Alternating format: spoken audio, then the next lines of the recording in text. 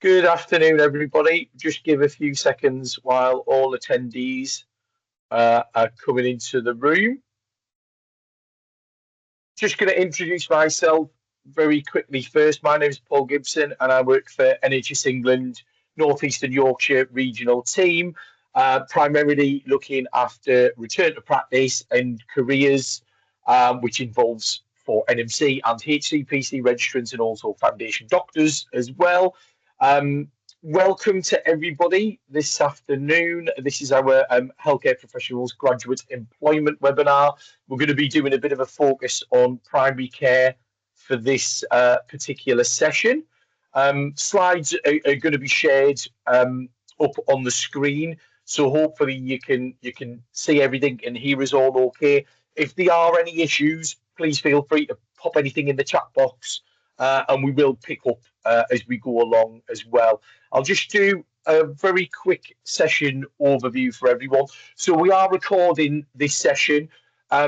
People are appearing, apart from myself and our guest speakers, you will just appear as an A, anonymous, on the screen. We've muted microphones and we've taken off cameras for now for data protection. There will be an opportunity for you to come in and ask any questions. If you do need to raise your hand during the Q&A session, we can unmute you to ask any questions as well. But it's just for data protection, so I'll only ever refer to questions via somebody's first name. We won't give full name details out on there.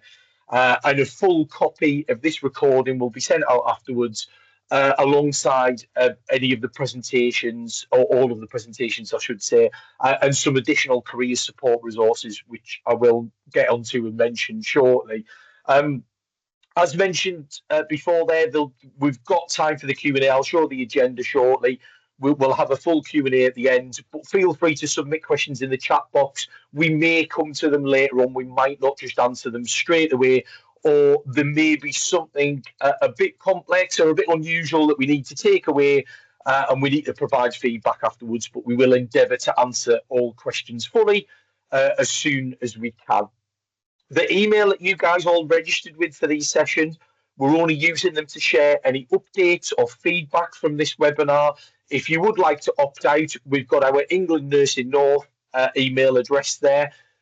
If anybody is on this session here and you're not a nurse, you're a HCPC registrant, you're welcome. We are going to talk about your professions as well. That's just the inbox that we're using at the moment. So don't worry, if you're not from a nursing background, you can still send emails across to that as well. And very lastly, just as a way of a bit more detailed introduction to the session, we understand at the moment, regionally and nationally, it's really challenging to get your healthcare professional career started at the moment. We're here to provide as much advice and support and guidance that we can to help you during this session and afterwards, which we'll come to, and I'll mention some of the other support resources that we've got at the end. So, and it's just an awareness that some of our guest speakers today might not be from the same profession that you're looking to start your career in, but we're going to provide as much useful advice and guidance as we can for all healthcare professions. We're going to keep it broad as we possibly can, but we will seek further feedback and guidance if there's anything particularly specific you want to ask about your profession. You can do. We might just need to take that out of the session and provide answers afterwards as well. So just an awareness of that we are going to try and keep things as broad as possible, because we've got 14 different HP professions and 15 if we're including practicing psychologists. We've obviously got all the different fields of nursing and midwifery. You're all welcome. You're all welcome to ask your questions. But yeah, just that awareness that we might not be able to address very specific things on this session today. So without further ado, I will very quickly show that agenda on the screen of what we're going to chat about today. Shortly, I'll introduce our guest speakers that we've got to talk about professional registration. So we've got Vesna from the HCPC and Mark Brook from NMC.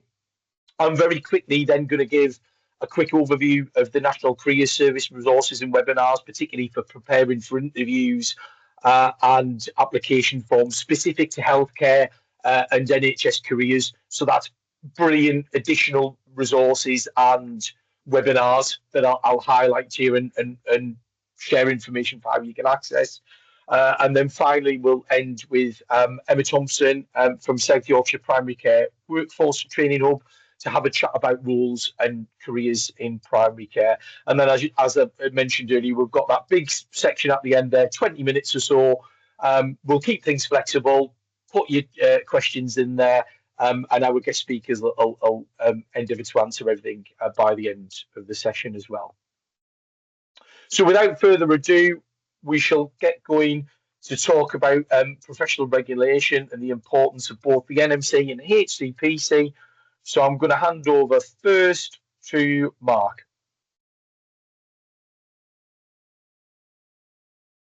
Let me just come off mute. Lovely. Thanks very much for the introduction, Paul. Yes, good afternoon, everybody. Time has flown already today. So my name's Mark Brooke. I'm a Principal Regulation Advisor and I work within the Employer Link Service at the Nursing and Midwifery Council. The role of my team is that we are an outreach team and we meet with and engage with chief nurses and or their deputies at all NHS employers within the whole of the UK, and also with some of the larger independent providers who provide a service in healthcare, again throughout the whole of the UK.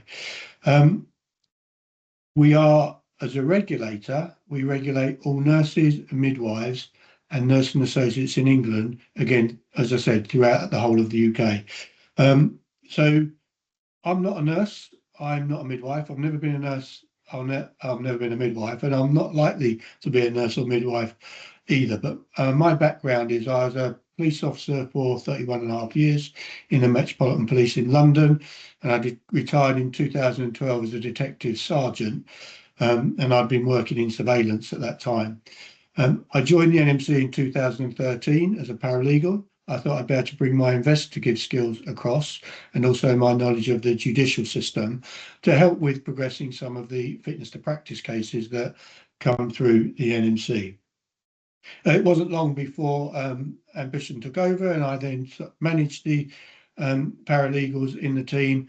And then in 2017, I became a regulation advisor, which allowed me the opportunity to come out and speak to both nurses, midwives and nursing associates, you know, from band 5 right up to band 8 and above. So I could talk to them about all things regulation.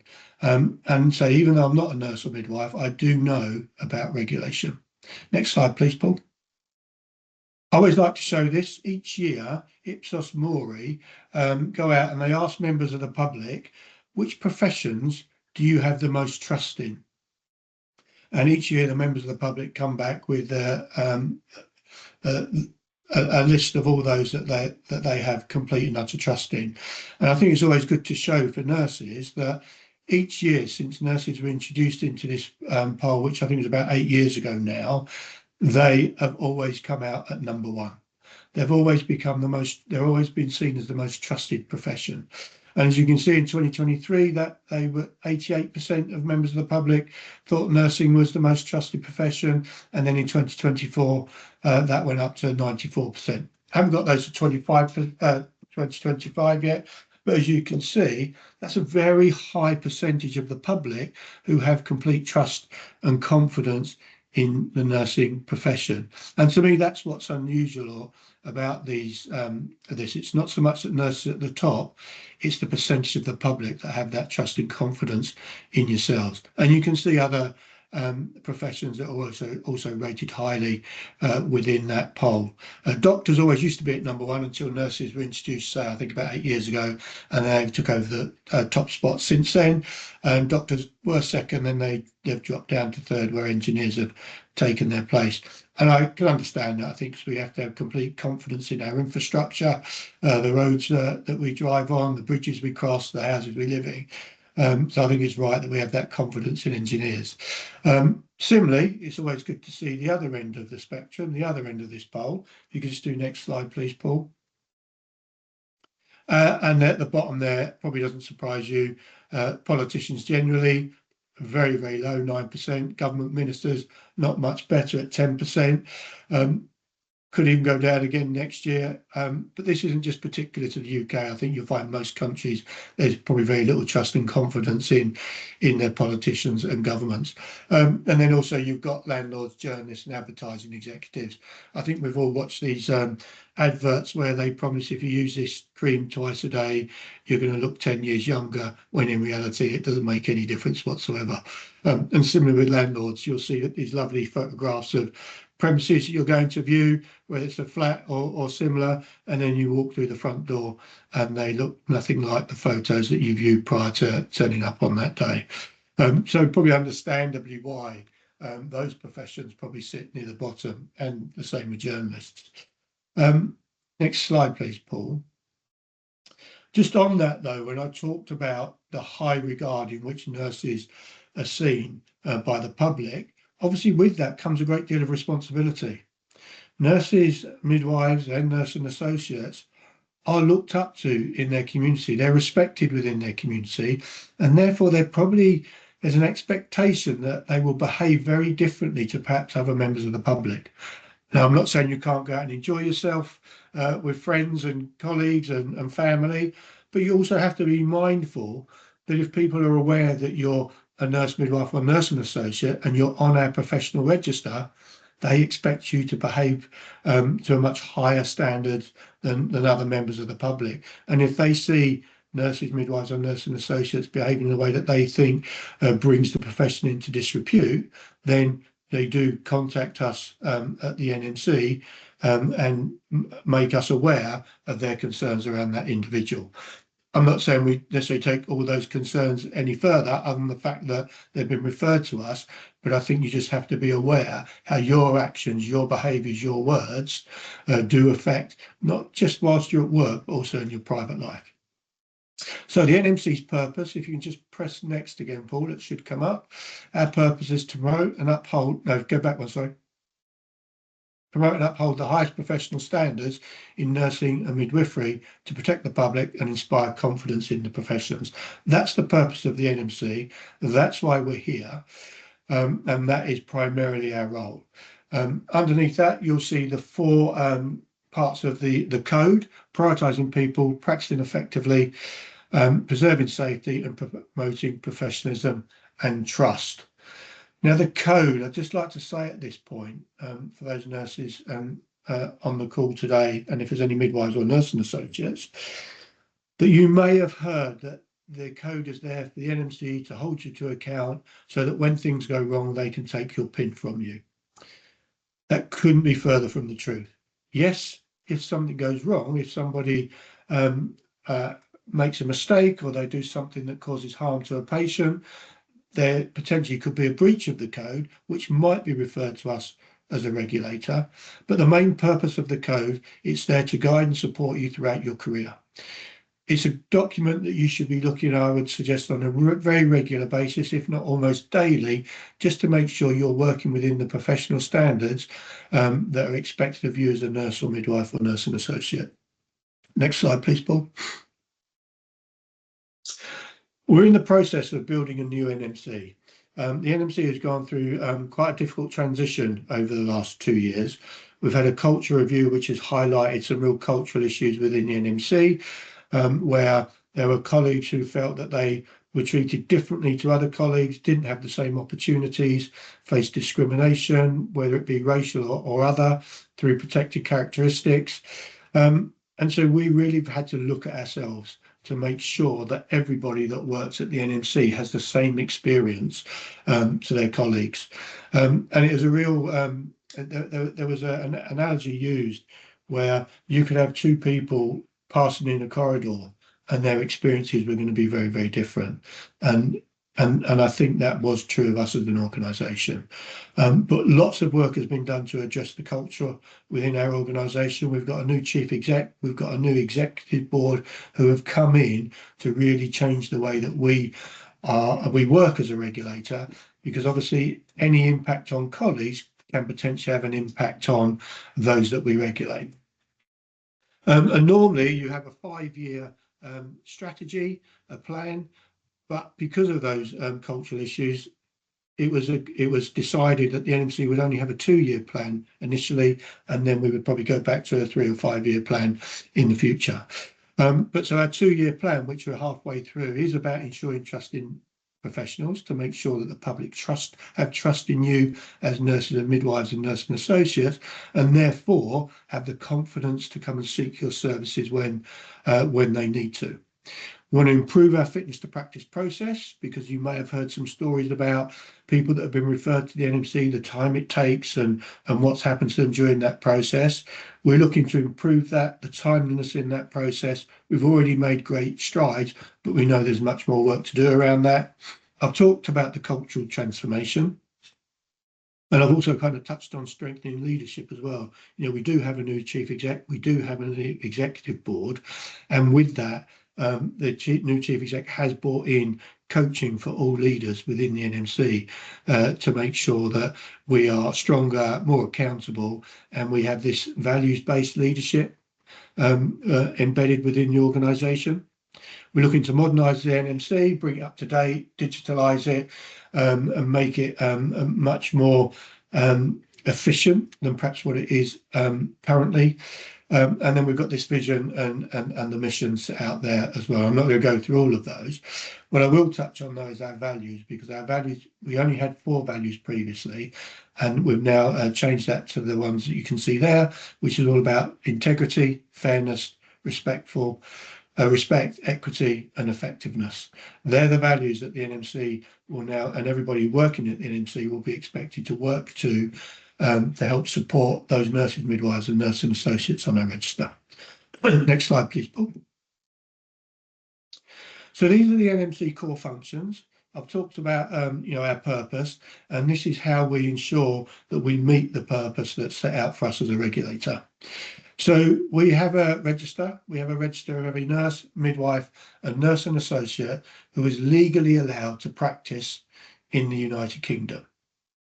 If you're not on our register, then you cannot practice in the UK as a nurse, midwife or nursing associate.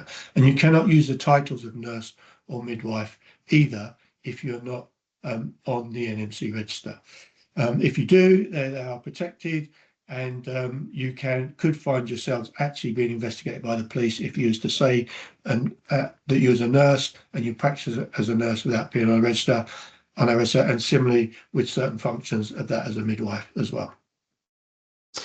At the moment, there are just over 860,000 nurses, midwives and nursing associates who are legally allowed to practice in the UK. It's a huge number, and it's obviously quite a lot of work for us as a regulator to be able to maintain that register, because there's lots that we have to do to maintain the integrity that gives the public confidence in both us as a regulator, but also as you as nurses, midwives and nursing associates. I've talked about the code already, the professional code of standards and behaviours that you're expected to work throughout your career. And we also set the standards for education and training.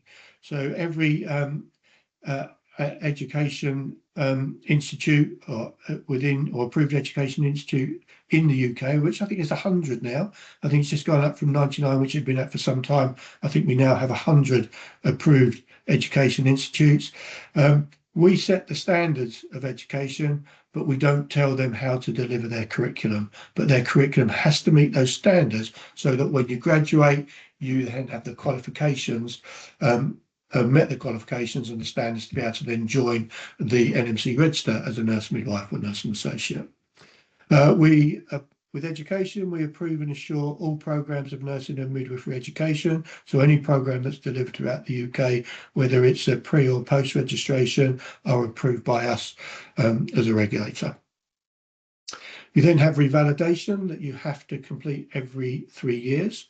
So each year you have to pay your fee to be retained on the register, and you're retained on the register for years 1 and 2, and then on year 3, when you pay your fee and you complete the revalidation process, you renew your registration. So you're retained yearly. Every 3 years you renew your registration. And then finally, fitness to practice, and that's where things have gone wrong. That's when either an employer, a member of the public, the police or other bodies, sometimes it can be a self-referral or a colleague, who will make a referral to the NMC because they have concerns about somebody's ability to practice safely whilst working as a nurse midwife or nursing associate. And then we have a duty to look at that allegation and decide whether or not we need to investigate it further. And if we do have to investigate further, whether or not that then needs to go through to a public hearing where there may be a sanction at the end of that. That's the one area that most people probably know us for, and that's probably the one area that most people are worried about when they think of us as a regulator. I'll just give you, later on, I shall give you some data around that will hopefully remove some of the worries about fitness to practice, and as I say, and hopefully dispel some of the myths around that you may have heard either prior to joining the register or just after joining the register. Next slide, please, Paul. These are things we don't do. So we don't represent nurses and midwives or nursing associates. There are other bodies that do that. You've got the Royal College of Nursing, the Royal College of Midwifery, and you also have unions such as Unite and Unison. They're there to represent and support you throughout your career should you need their services. And it might be because you've been referred to the NMC around a concern with your practice. They'll help support you through that. It might be that you've been taken through a local disciplinary process, and again, they'll help support you through that. That isn't for us as a regulator, but there are bodies that help support you with that. We don't have a role in funding or training for continuing professional development, so we don't fund courses. We don't have a role in providing funding. There are other organisations that do that in all 4 countries. We don't have any powers to regulate employers. We only regulate individuals. So we're only the regulator for the 860,000, I think it's 801 nurses, midwives and nursing associates on our register. We don't regulate healthcare and care settings or commission training places. And when I talk about not having powers to regulate employers or care settings, there are other bodies that do that. In England, that's the Care and Quality Commission, and then you've also got other bodies in the other 4 countries that regulate employers, and they do have powers to come in and look at what is happening within that particular care setting, and they do have powers to place restrictions, on employers as well.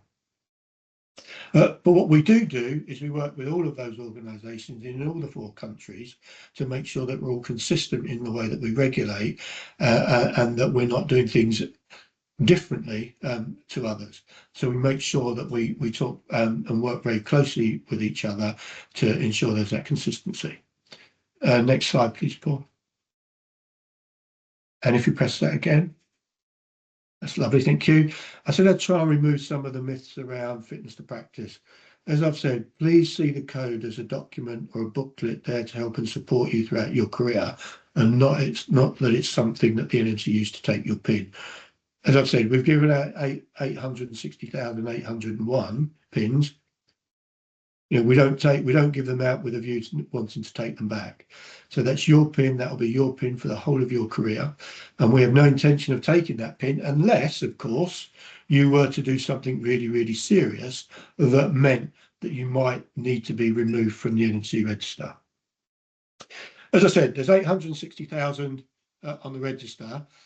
You can see in 2024 to 2025, we received just over 6,500 referrals to the NMC.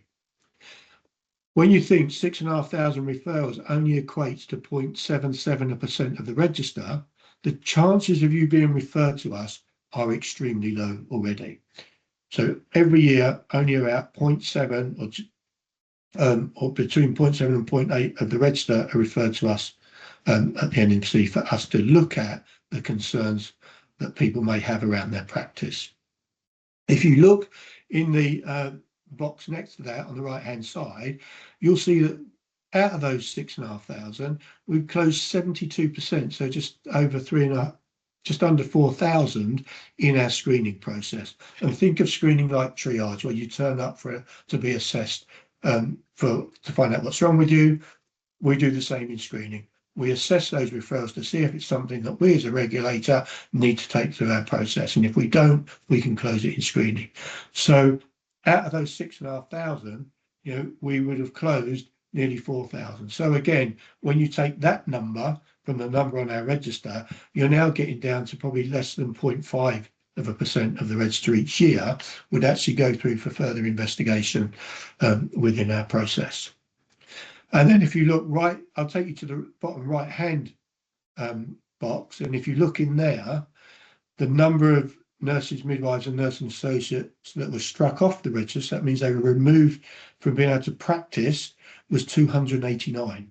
So when you think of 860,000 to 6,500 referrals, only 289 nurses or midwives were removed from practice in that year. So the chances of us taking your PIN from you at any point are now down to about 0.1%, if that. They are extremely small numbers when you think how many people there are on our register. And also on that, even if you're removed from the NMC register, if you're struck off, that is for a period of 5 years. After that 5-year period has expired, you then do have the option to go back before one of our fitness to practice panels and ask if you can be readmitted to the register. And you can provide them evidence of what you've done in the preceding 5 years to show actually now you feel you are safe to come back and practice as a nurse or midwife. Yes, there's other things you'll have to do to get back on the register, whether that's a test of competence or a return to practice course at university, but it doesn't necessarily mean to say it's the end of your career. There may have been something that happened 5 years previously that made you act or behave in a way that was completely out of character, and it's something that is unlikely, after these 5 years to happen again. And there are people that are readmitted to the register having been struck off. So please don't even think then that would necessarily be the end of your career. I'm now going to, next slide please, Paul, talk to you about your PIN. Your PIN tells me a little bit about you. The first 2 digits, so if you just press it once, Paul, they should come up. The first 2 digits, that's the year that you join the NMC register. So if you was to join the NMC register in 2026, those first 2 numbers will say 26. That's the year that you join the register. You then have a letter. That letter is the month that you join the register. So if you joined in January, that would be an A, B for February, C for March, so on and so forth. This isn't always exact, but it's pretty much a really good indication of when the month that you would have joined. You then have 4 numbers that just make it unique to yourselves. And then finally, the last letter is your country of training. So if it's an E, I know you've trained in England, S for Scotland, N for Northern Ireland, W for Wales, O for overseas, and C for the EU. Since we left the EU, since Brexit, every nurse who comes to work in the UK from outside of the UK will now have an O at the end of their PIN. There's still some with a C because they joined when we was part of the European Union, but C's aren't given anymore because every nurse from outside of the UK, it will be given an O. So it just gives you an indication of where people have come from and where they've joined, where they've done their country of training. I always like to end up just that little bit of trivia, just so you know there's that little bit about you and your PIN. Next slide, please, Paul, because now I'll talk about you coming onto the NMC register, your journey. Next slide. This shows your journey. You've been a student, you've kind of jumped over that chasm, and now you've landed as a newly qualified nurse, midwife, or nursing associate. Next slide, please. So we'll touch now on your registration. Next slide. So what happens when you finish your course? Your university will upload your course and personal details to our database, and they send us a declaration of your health and good character, or good health and character. And once we have everything from your university, we'll send you a letter to let you know how to create your NMC online account. What I'll say about your NMC online account at this point is when you create that, please, if you change your contact details, your email address or your permanent residential address, please let us know. because it's those contact details we will use should we ever need to get in contact with you. So we'll use your email address to contact you when it comes to when you need to pay your retention fee, also when you need to revalidate, and also for any other queries that we might need to make with you. So please do make sure you keep those contact details up to date. You have 5 years to register your qualification with us at the NMC. You don't have to do it immediately, but after 6 months, we do ask for some additional information if you haven't done it within that 6 months. And that additional information, all that we ask for is that there's a declaration that you make, and that declaration is supported by somebody else who is a registered nurse or midwife. And they must have known you for at least a year, have been in contact with you in the last 6 months, and they must be able to confirm your declaration of health and good character.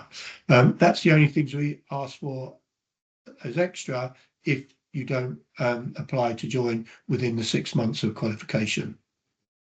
If you don't register until after the 5 years, you'll need to undertake a test of competence or a programme that leads to registration. What I will say on that, should that be the case, please do contact us before you embark on either of those, so we can give you all the information you need to allow you to then apply to come onto the NMC register.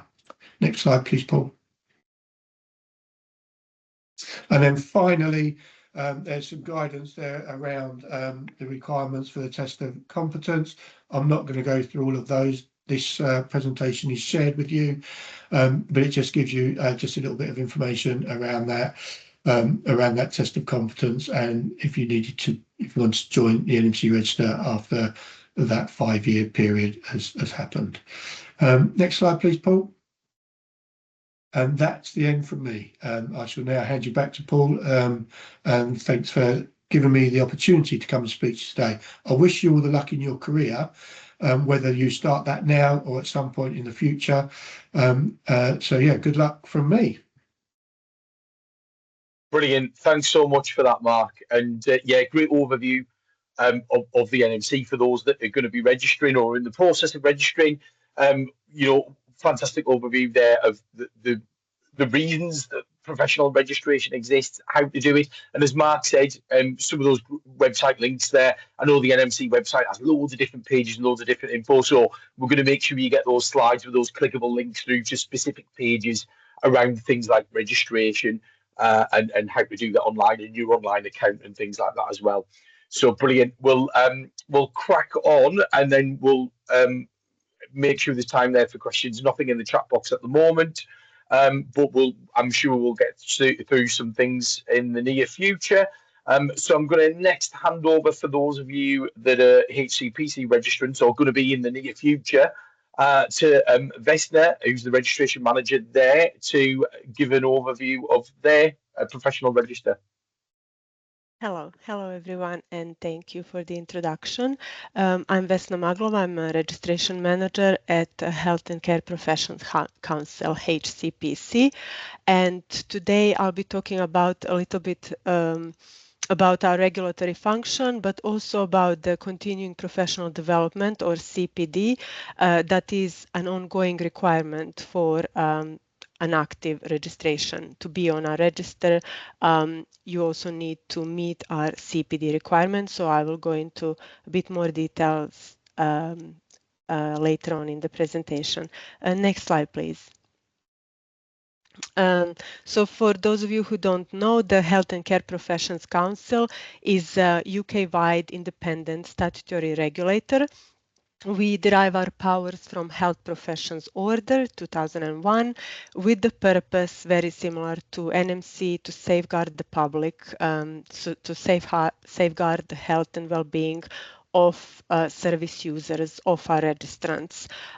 We have a separate role from professional bodies, although we do collaborations like these to raise awareness around our standards, fitness to practice requirement, and so on.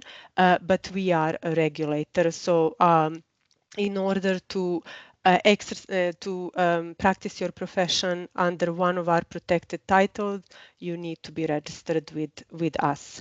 We are overseen by Professional Standards Authority, PSA, to whom we are accountable for standards of good regulation. In my department, registration, we deal with UK and international applications, appeals, CPD audits, and we also answer queries from our current registrants, from our applicants, members of public, and so on. Next slide, please. So a little bit about our standards and the register. We set the standards of education and training. So if you have completed one of our HCPC approved educational programs in the UK, that makes you automatically eligible to come on our register after the graduation. And I will just mention you have 5 years to apply for HCPC registration, but also if you don't, for whichever reason, and after 5 years you're applying for HCPC register, we would ask you to undertake a period of so-called return to practice. We have a very detailed guidance on that, and you remain one of our HCPC approved graduates. It's just that we need some assurance that your skills and knowledge are up to date.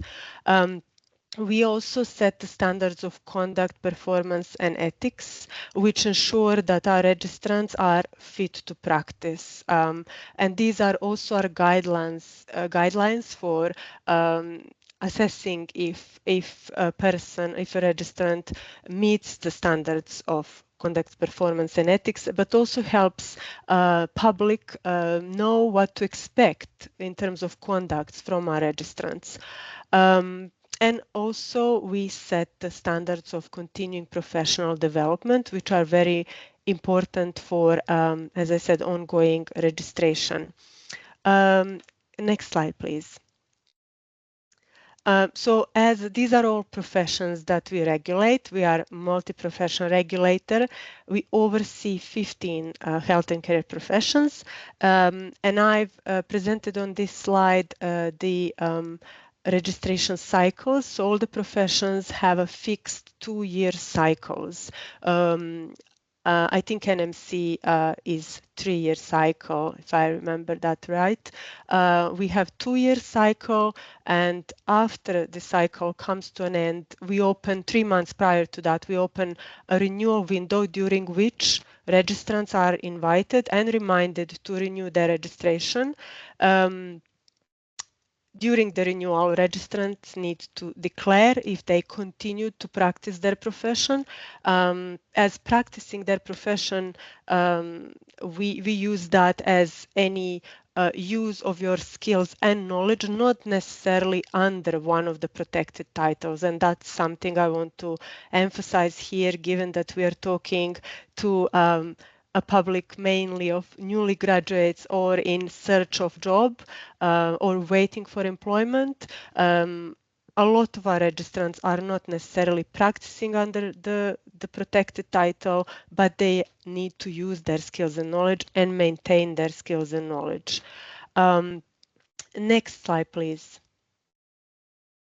So a little bit about this continuing professional development, as during the renewal window, we will select 2.5% of the profession in renewal by random selection, and they are invited to submit their so-called CPD profile. Continuing professional development for us means keeping your knowledge and skills up to date and remaining fit to practice in that sense throughout your career. In that sense, as a multi-professional regulator with professionals with very diverse scopes of practice, we are not prescriptive in our CPD model. We are not prescriptive about collecting points of hours. It is all about your own scope of practice and what makes sense for you and for your current or future career. So there is no one-size-fits-all approach. It is outcome-based, so meaning that all the learning is about helping you maintain your skills and knowledge, helping your improving your practice and your service users. It is in that sense completely self-directed, and there is no requirement from us for any official sign-off. Next slide, please. So there's 4 standards of CPD, and these are the standards that, if selected, your profile is assessed against. So first standard is to maintain a continuous, up-to-date list of CPD activities. The best advice we can give you on this is to keep that list alive. So you don't find yourself in a situation that you're selected for audit and you need to look back in a over a 2-year period and try to remember what have you done on your professional development. So just keep whatever record of your CPD activities throughout this period of 2 years, and this is something that the assessors will be looking into, only the period of 2 years that you are currently registered under. Standard 2 is to demonstrate that the CPD activities are a mixture of learning activities. We consider a mixture of learning activities anything that is more than 2 different activities. I will mention some types of activities so you get a picture of what we can consider under a different type of activity. The standards 3 and 4 are seek to ensure that your CPD has contributed to the quality of your practice and service delivery and that it has benefited your service users. These standards 3 and 4 are those where we expect to see some self-reflection. How do you think that the activities you have done and you have chosen to do have benefited your service users and your practice? Next slide, please. Just an example here, so you're not intimidated by this standard 1 dated list of CPD activities. We only require a level of details that helps you remember when, around which time, if not on a certain date, then in a range of dates, and the type of activity you have done. From this list, assessors will also be able to see if there's a mixture of activity, that is, if you meet standard 2. Any form of recording your CPD activity is completely acceptable for us, whether that's a Word document, whether that's an app. We don't endorse any particular apps, but we know some professional bodies help their members or endorse specific apps that they can use. Whichever form really works for you. The only requirement we have around keeping the record is that there is no gaps of 3 or more consecutive months in your CPD activities.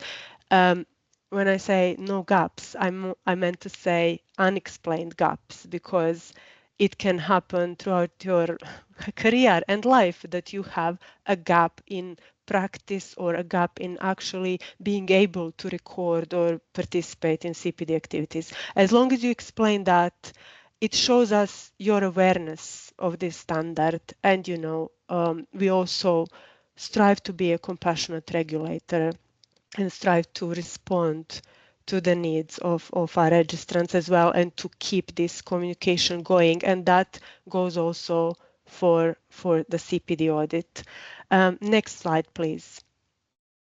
These are some different types of activities that we consider CPD activities. As you can see, it can be work-based learning, professional activities on a workplace or in a place where you are shadowing, observing, or volunteering as well. Also involvement in professional bodies, even participating or being on a webinar like this can be considered your commitment to CPD, that is CPD activity. Also, one that is more with our registrants somehow always resonates best is formal activity, which are different courses, but this is just to show that formal is absolutely not the only one, the only CPD activity that you can undertake. It's only one type of activity, and then there is self-directed learning. This goes especially for those that are waiting for employment, where there's always a learning that you can do in your own time, at your own pace. And also voluntary work. On our website, I'll leave in the chat some of the email addresses and also website where you can find useful information and more extensive list. We also have some examples of CPD profiles for different professions, so you can also find that on our website. And I'll just mention the March CPD week, where we will publish more materials. Next slide, please. So when you submit your profile, you'll be asked to also submit evidence for the activities that took place. Evidence also can be anything that is materials produced by you, materials produced by others, feedback you have received, also a meeting that you have been on, your personal reflections on things that happened, whether with your colleagues or with patients. Some CPD activities we found that have not led to outcome that you might have expected, and even that is considered still a CPD activity because it reinforced your practice, it reinforced you what you already are doing. Next slide, please. So this standard 5 is not a new standard. It is just a requirement to submit your profile if called for audit. That profile needs to be a piece of your own work. And in that profile, you're actually explaining to us, to our assessors, how you met our CPD standards. So usually the profile needs to be submitted by the end of the renewal cycle, but if circumstances are such that you need extension, you just need to engage with us, explain why the circumstances, and we're really happy to help you still renew and continue into the next registration cycle with a new deadline, extended deadline for your CPD submission. And I probably mentioned that profiles are reviewed by HCPC assessors who review profiles in pairs, and they are both or one minimum of your same profession. Next slide, please. So this is how the CPD profile looks on when you submit it, and it all goes through the same portal where you actually renew your registration. So there is a list of CPD activities for the last 2 years that needs to be submitted. Then there is a summary of your recent work in the last 2 years. This is to put your CPD profile into context for assessors to see how the activities that you mention later on in a profile fit into your current and how relevant they are to your current or future practice. And then there is a statement of how you met the standards. In the statement, you don't need to cover absolutely the 2-year period. You should select 4 to 6 specific examples of how you met the standards and focus on standards 3 and 4. A reminder, those are standards that show how CPD has benefited your service users and how it improved your practice. And for those 4 or 6 examples, you need to submit evidence. So I hope this demystified a bit that whole CPD audit, which we find is a tiny bit frightening for our registrants when they don't know the details of. Next slide, please. And well, I just wanted to mention here on this slide some activities that you can still do while you're waiting for employment. You can always engage in self-directed learning, read articles that are relevant to your profession, take part in a variety of learning activities, engage with your peers, join professional bodies, reflect on your learning. I would suggest also keeping a CPD diary, and any volunteering experiences as well. Next slide, please. When it comes to the CPD audit, there is always a percentage of registrants who, for whichever reason, cannot submit CPD, cannot participate in CPD audit.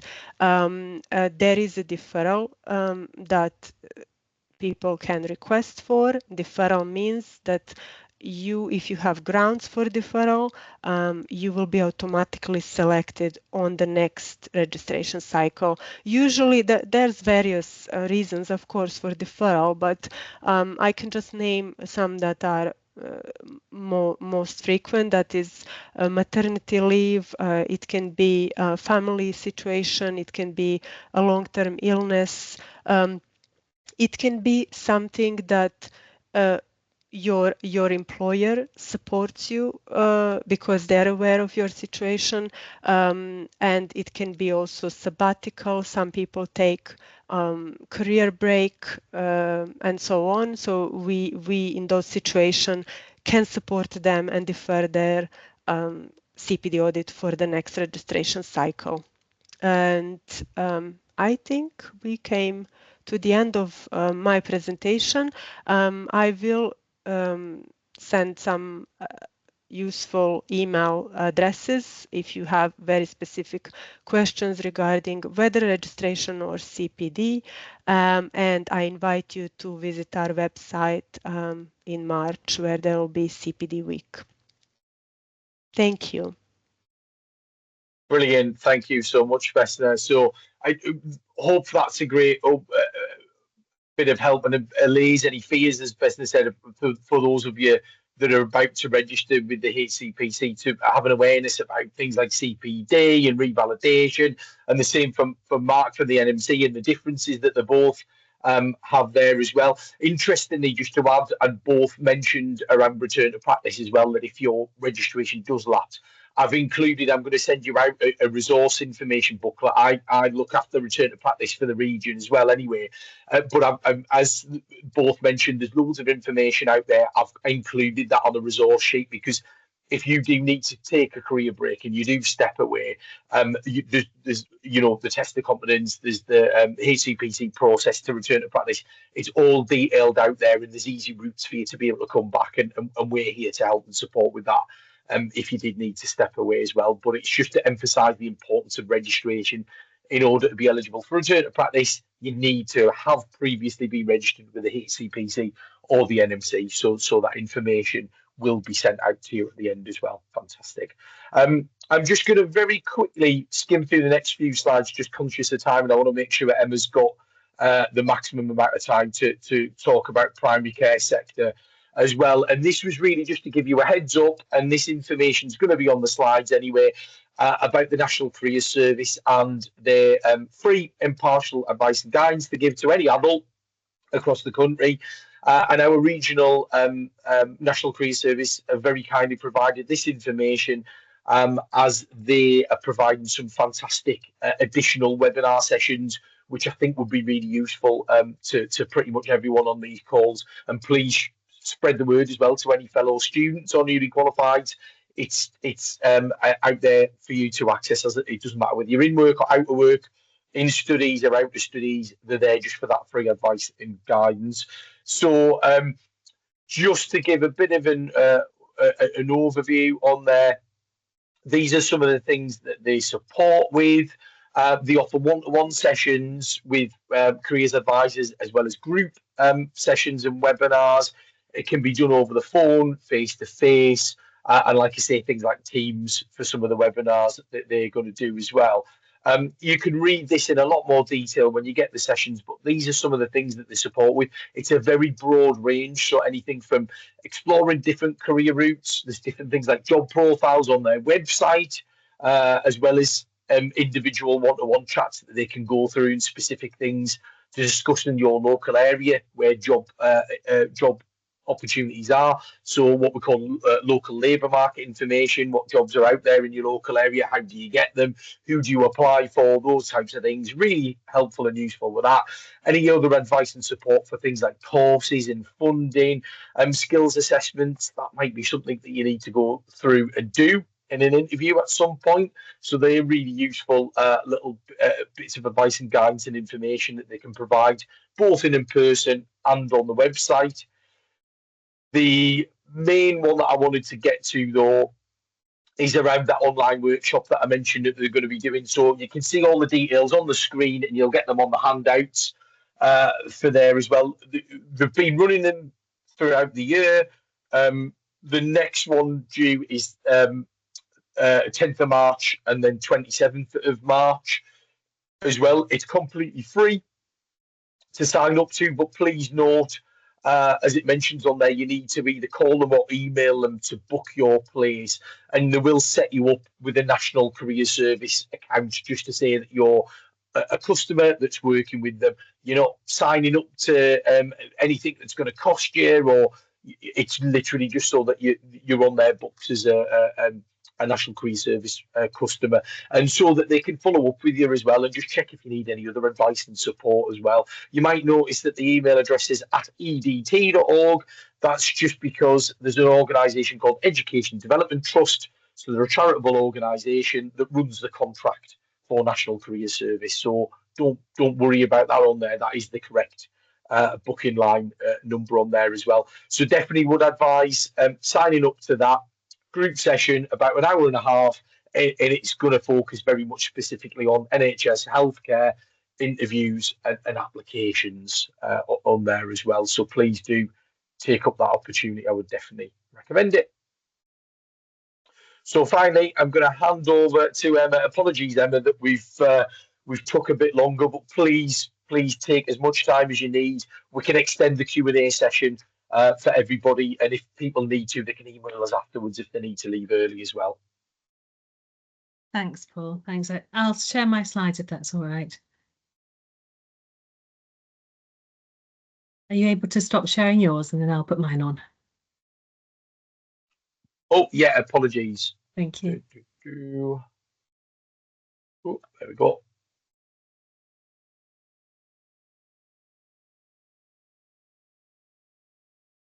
Thank you. It's just loading up. So good afternoon, everybody. Thanks for asking me to come along, Paul, to talk today about developing in a career in general practice. And you can see I put in the chat who is in the room, because it's just helpful for me to know exactly who we've got. So we've got some physio students, adults, student nurses, newly qualified mental health nurse. So quite a variety of people in the room. And I'm quite happy for you to ask questions as we go along. Just put them into the chat, and if I don't get to them whilst I'm doing the presentation, we'll answer them afterwards as well. So my name's Emma Thompson, and I work as a nursing director for the South Yorkshire Primary Care Workforce and Training Hub, and I'll explain a little bit more about that for you as well. And I've been asked, although I'm the nursing director, to talk a little bit as well about roles for AHPs in general practice. I have bent the ear of my colleague, who is our AHP lead at the training hub. So I've got some input from her, and she's very happy for me to take any questions and put them to her at the training hub, because she's a physio and she leads on this piece of work for the training hub in general practice. So today, this is what I'm going to start to look at and to cover. So looking at what is general practice and how does it actually work? What is the role of the nurse, or the role of different AHPs in general practice? How do I apply for a job? What about training and support for newly qualified general practice nurses, and what about AHPs as well? And what about agenda for change and pay and terms and conditions, and how does that work in general practice? And already people have started to put in the chat which professions they represent, so please continue to put that in the chat. That's just really helpful for me to know. So before we start, I'm just going to tell you a little bit about the training hub, which is where I work. So in general practice in primary care, we have training hubs. There's 42 different training hubs across England, and they work and support general practice and provide training, workforce support right throughout the career pathway for all the different professions. Okay, there'll be different ones in different regions, so it may well be that you don't work within South Yorkshire, or you may not get a job within South Yorkshire, but in the different regions there are different training hubs. And I would encourage you, if you're looking to get a job in general practice, to reach out to your training hub and have a conversation and see if they can give you some guidance and tips and support and signpost you before you start in your career. So you can see here we support the pipeline coming into general practice. We do all sorts of things a bit like this. We go into schools. My team delivers the module CN002, which is Discovering a Nursing Career in General Practice. We deliver that for Sheffield Hallam University. And then when you come into general practice, into primary care, we've got all sorts of programs. So, for example, and I'm going to talk a little bit more about it, as a newly qualified nurse, you can now come into general practice and go on a one-year training program that we deliver, and that will give you all the foundational skills that you need in general practice nursing. With AHPs, it's slightly different, and depending on what your profession is, we'll look at that in a bit more detail as well in a bit. We then look at how we can help and retain the workforce and help you in your CPD. We commission all the CPD for general practice as well. And then we also look at how we can help people to step up within the roles. So the training hubs are really key places to make use of if you're thinking about coming into general practice and you want to know a little bit more about the role and also the career prospects as well. Okay. So primary care. So what is primary care? And where does general practice sit? So interestingly, primary care covers 4 different areas. So it's general practice, yes, but it's also dentistry, community pharmacy, and optometry. So it's 4 different areas, and it's basically the front door to the NHS. Lots of people say, well, what about A&E? That's actually run by secondary care, and most people come to primary care as their first point of call to then be referred on. So in A&E, there's 23 million visits to A&E each year. It's NHS England figures. But interestingly, there's 300 million consultations in general practice each year. Okay, so that gives you a little bit of a handle on exactly what general practice is and how it really is the front door to the NHS. Okay, so it's incredibly important and often undersold, I think, as well. And there's lots of career opportunities. It sits really nicely within the 10-year, the objectives of the 10-year plan, which I'm sure you're all familiar with. The shift from hospital to community, to general practice out into the community, from analog to digital, and from sickness to health, all that prevention agenda, it sits really nicely within that. And workforce is absolutely key. So there's been all sorts of innovations around workforce, getting other professions to come into the general practice workforce. So it's not just GPs and nurses. We need other professionals coming in to see patients and to expand that workforce, because we need to move that care out of hospitals into communities. And we need to start to work with people upstream before they get ill as well, to help with all that prevention agenda. So that's a bit of the context for where it all sits. In general practice, so like I said, people traditionally may think of nurses, GPs, receptionists, managers, but who else could work in general practice? Who else does work in general practice? It's a huge multidisciplinary team that's grown, and it's grown over recent years, especially because something called additional roles reimbursement scheme funding. And that's where there's been groups of general practice that have come together to form networks, primary care networks, and those networks have been allowed to access funding, which they can use to employ somebody from an allied healthcare professional role, for example, who can work across those different practices. So we're trying to increase the workforce and make it more robust.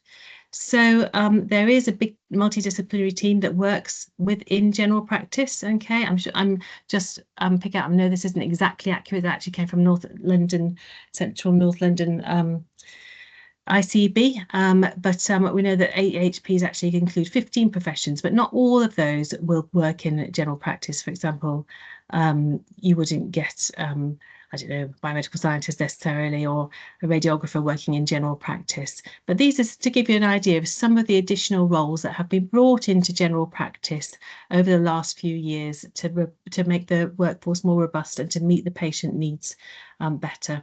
So I'm going to start by looking at nurses, and then we'll go on to looking at different roles of AHPs as well.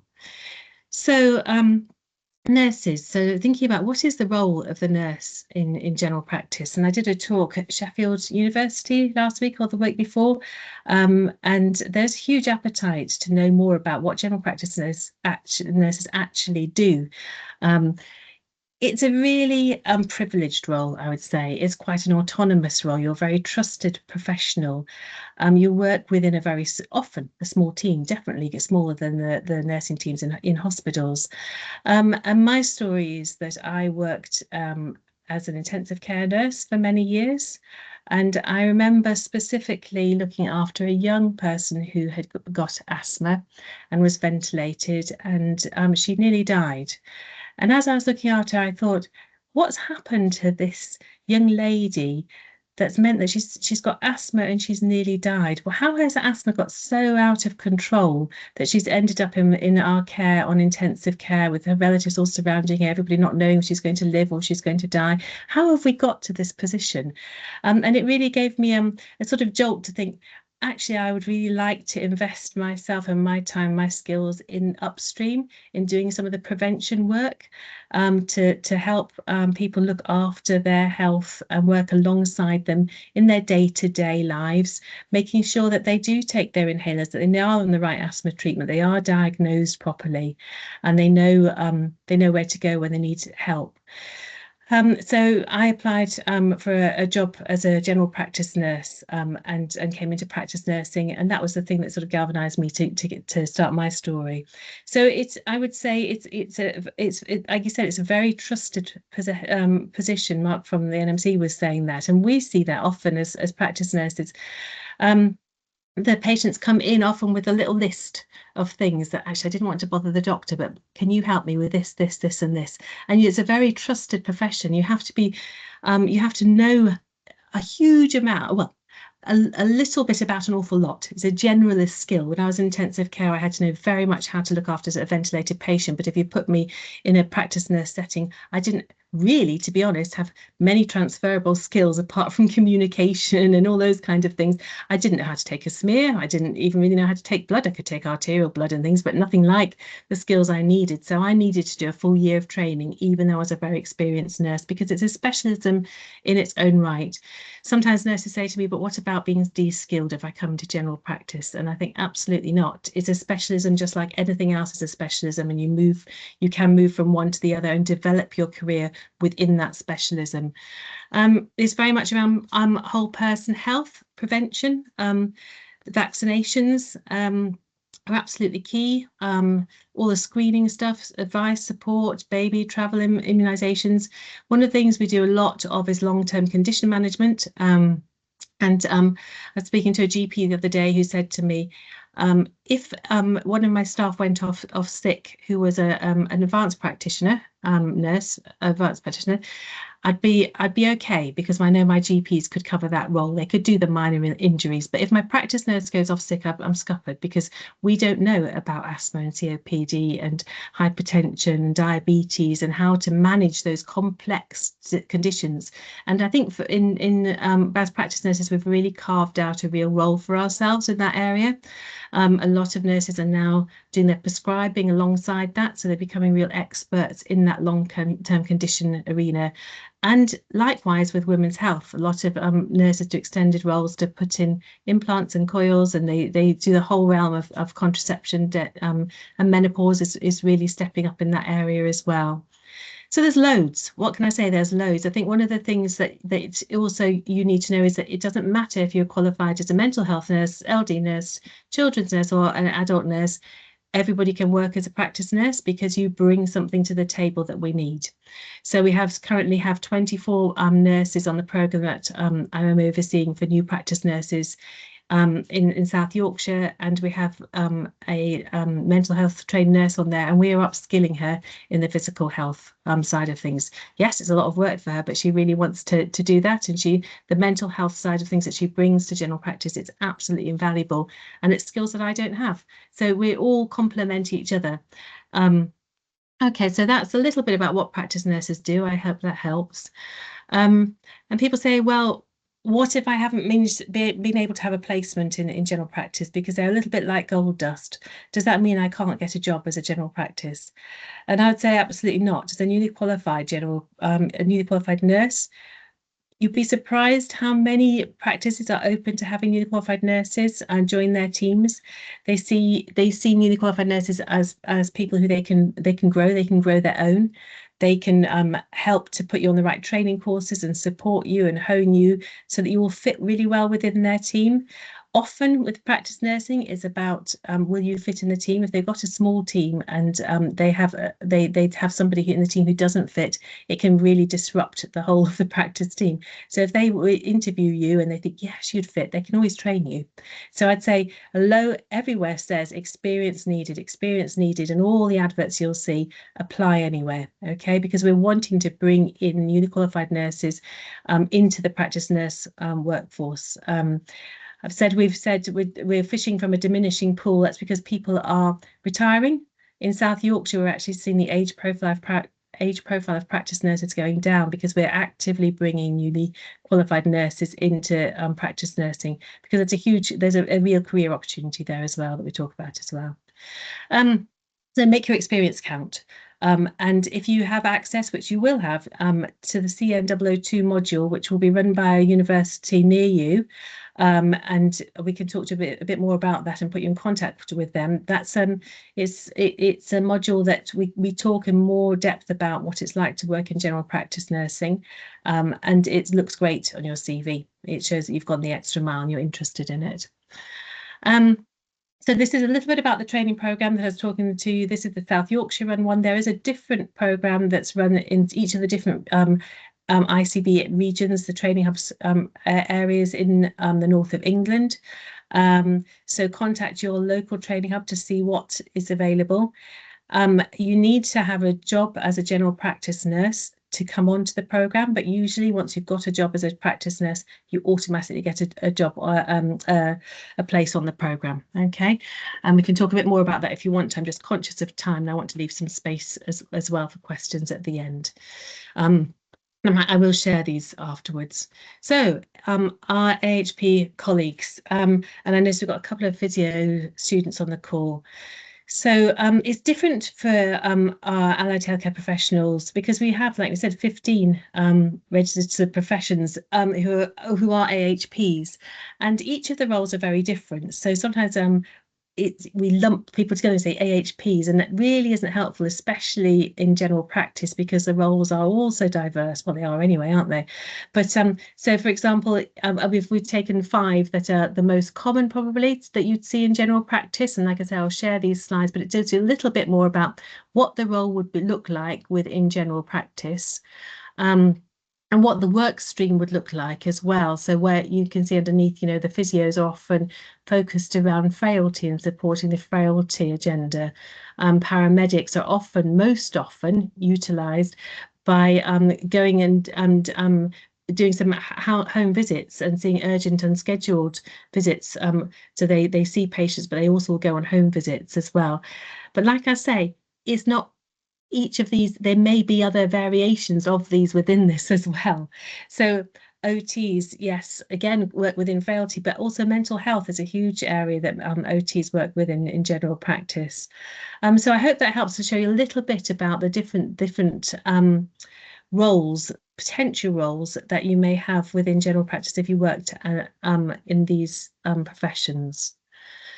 And training for the different roles if you are an AHP. So unlike nurses, you need to be experienced. Okay, so unlike nurses, you will have done some work in secondary care already. You'll be obviously educated, have your degree and everything. Sometimes you need to have a master's, and often you need to have a demonstration that you've worked in education. For example, the physios at master's level 7, and your competence, your competency and capability in MSK related areas is practice, because when you come into general practice, you will come in as an expert in that area. Okay, so you can see that it is different from nurses. With nurses, you step onto a 1-year program to train you in the basics and you build from there. It's different in each of these, your professions. You will need to have got some experience before coming into general practice. So where are jobs advertised? So the majority of jobs, especially for HPs, are advertised on NHS Jobs, but actually for nurses, often it's Indeed, the practice website sometimes GP Federation websites, sometimes primary care networks, the ICB bulletins, local medical committee bulletins. So there's a variety of places that jobs are advertised. So if you're looking for a job, especially as a nurse, just be aware they're not all on NHS Jobs. And if you would like a job in a particular practice, or you know somebody who works in a particular practice and think, oh, I'd really like to work there, it's worth emailing the practice manager directly. Sometimes they've actually advertised a couple of rounds of adverts and haven't managed to appoint. They don't want to go out to advert again, and they're operating with a gap.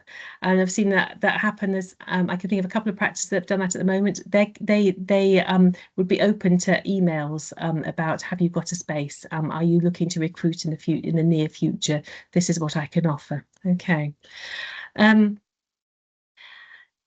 applications. So I would say do your homework. So it really, really shows if you've looked into why, for example, you want to work in general practice. I think people are aware that there aren't lots of jobs at the moment out there. So people are thinking, well, are people just coming to general practice because they can't get a job in secondary care? Do they really want to be doing something else? And they do, you know, we need to know why you want to work in general practice. It's a very niche field. You have to be comfortable working in a clinic setting, you know, doing 10-minute appointments, working as part of a small team.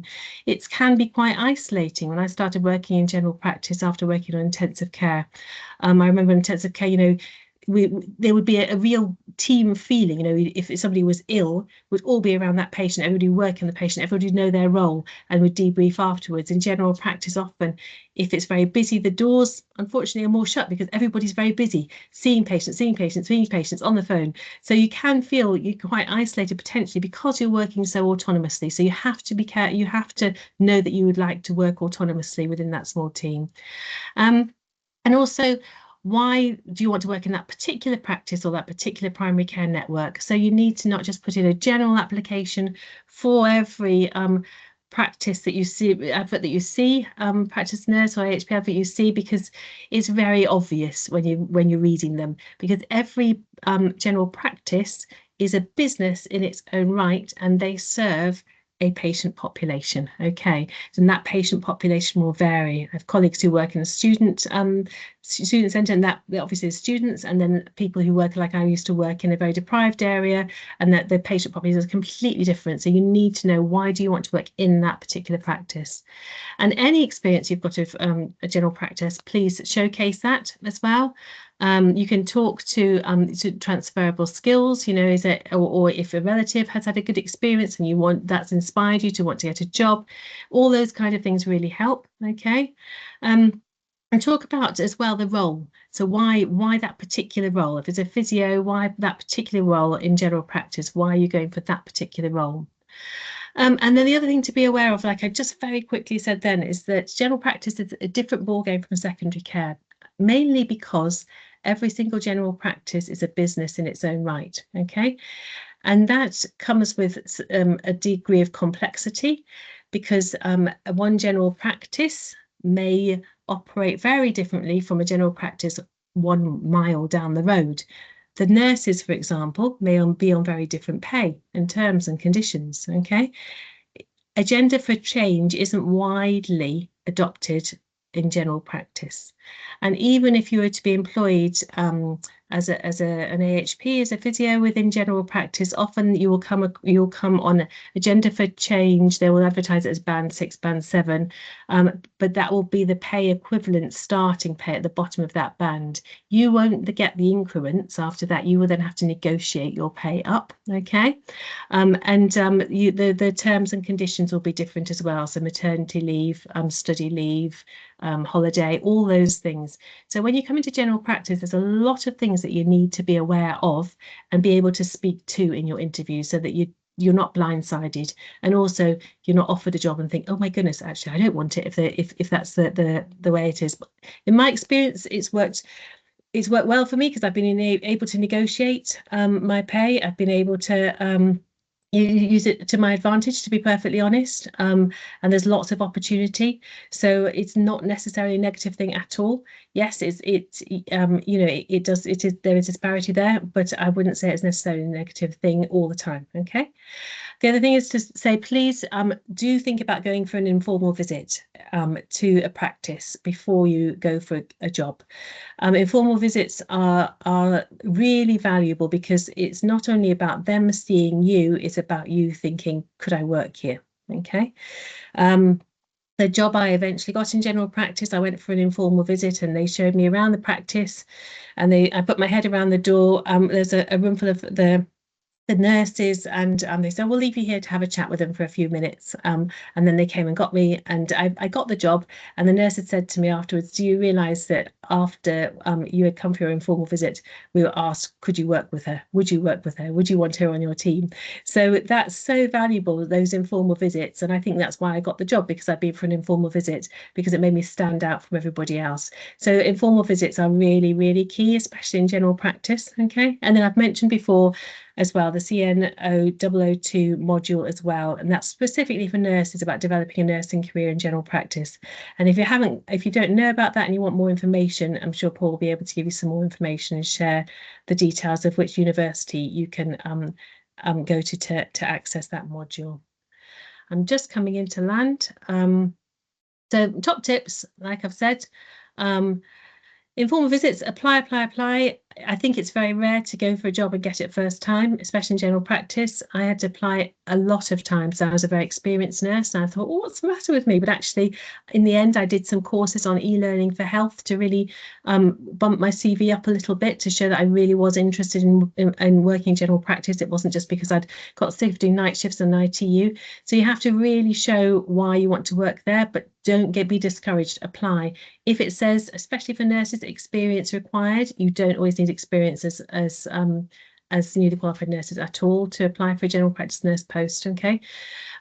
Practice your interview, practice. Know your why. Why do you want to work in general practice? That's absolutely key. It's a completely different field of nursing, so why? Talk about training, talk about the fact you've been to this webinar, talk about that you understand a little bit more about there are programs for training, especially for nurses starting out, okay? And ask some good questions at your interview. So I think we've covered, we've more or less covered everything there. We've got 5 minutes, so I'm going to skip to the end. This is particularly for South Yorkshire. Again, we're going to share these slides. So there's an expression of interest for the one-year programme that I was talking about, and we can send out any details of that if you scan that QR code, or if you want to know more about the South Yorkshire Training Hub. That's our website, and actually the West Yorkshire, South Yorkshire, and Humber and North Yorkshire, we all share one website, so that would give you access to 3 websites, and Cumbria is slightly different, and we can share the details of that as well. So I'm going to stop sharing my screen, and we'll just see if we've got any questions. Yes, thanks, Emma.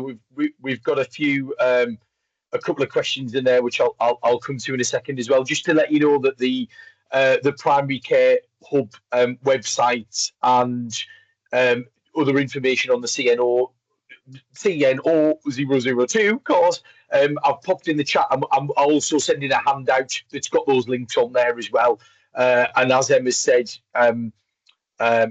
you know, on the slides, you've also got the QR codes as well if you want to access it on your phone there as well. So thank you so much, Emma. That was fantastic, and such an amazing overview of, you know, for those HP professionals on the call, as well as the nursing as well, because I think ultimately people just think primary care, is that mainly for nursing or medical students? And I think you've illustrated there some of the fantastic opportunities around our region for the EHPs as well. I'll quickly read out the questions that a couple of the attendees have put in just for the purpose of the recording. And these are for you, Emma. Bethany said, I've been a registered nurse for 5.5 years, and I've been trying to get a practice nurse job for 4.5 of those. I've been invited to interview and done well at interview, but never been successful in securing a post. And they stated this was due to a lack of practice nurse experience. My question is, how can I get experience without being given an opportunity to get the fundamentals of general practice nursing? The course is only open to those who have a post as a GP nurse, or is there anything else I can do to get this experience?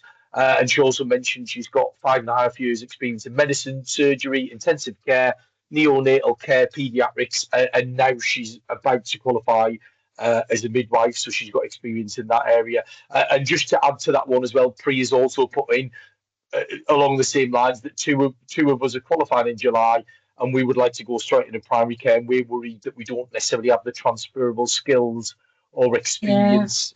No, thank you.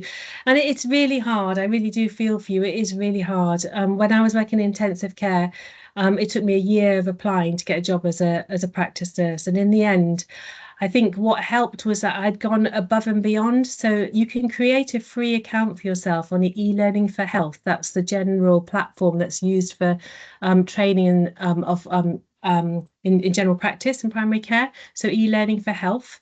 And then you can go on there and you can do some modules off your own back that will be e-learning modules in different long-term conditions or foundations of different things, just to show that you've actually got something you can put on your CV that can tick that box to say, I am trying my best to make steps and doing everything I can to get a job in general practice. I'm really serious about this.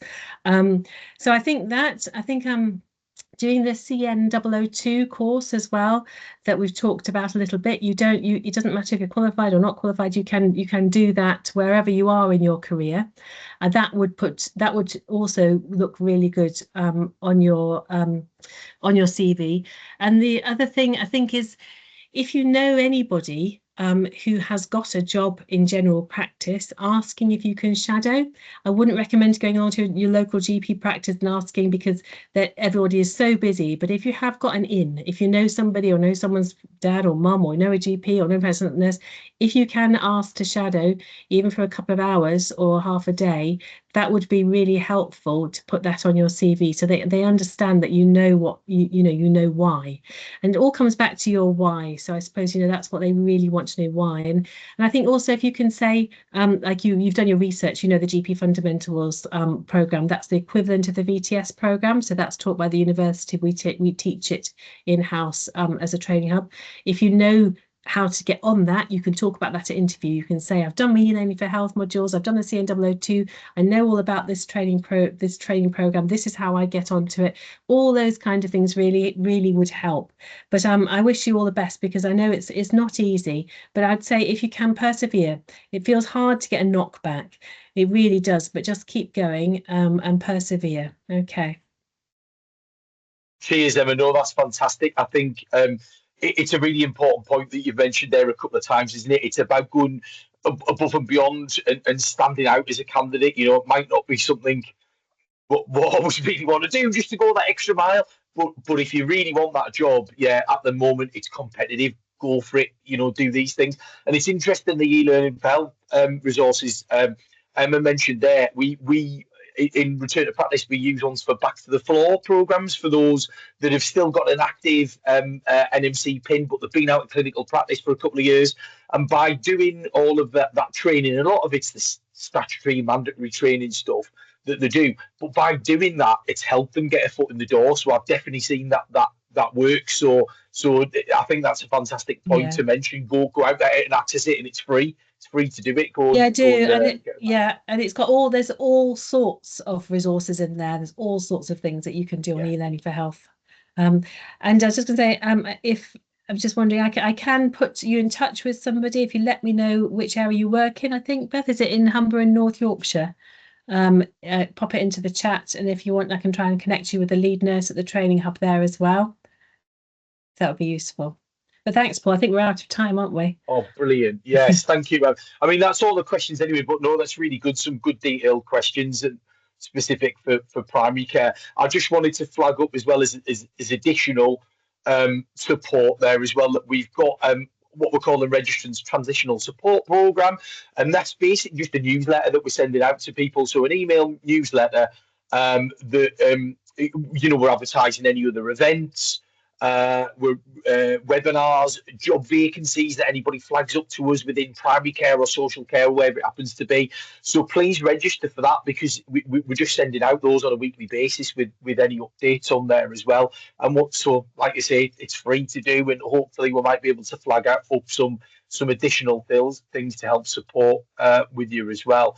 And the final bit for me as well was just to mention our email address again there. We know that we've gone through a lot of information with you, and sometimes it takes a bit of time to process. You might just suddenly think, oh, I've got a question I really would want to ask Emma, Vesna or Mark.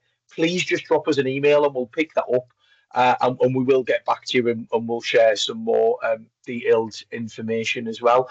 I think I'll just let Emma get a bit of time, because I know she's putting some information in the chat there as well, to send some additional links and network with Beth, who asked the question earlier there as well. So I just wanted to say on my behalf and all the attendees and registrants, massive thank you to Emma, Vesna and Mark for all their amazing information and all of their time, because I know they're all really, really busy. Yeah, so please, you know, use the information and advice that we're providing. Please ask any other questions. Best of luck. We know it is difficult, but we are here to help and support. So we thank you for your time. We wish you all the best, and yeah, we'll hope to hear from you soon. Take care for now.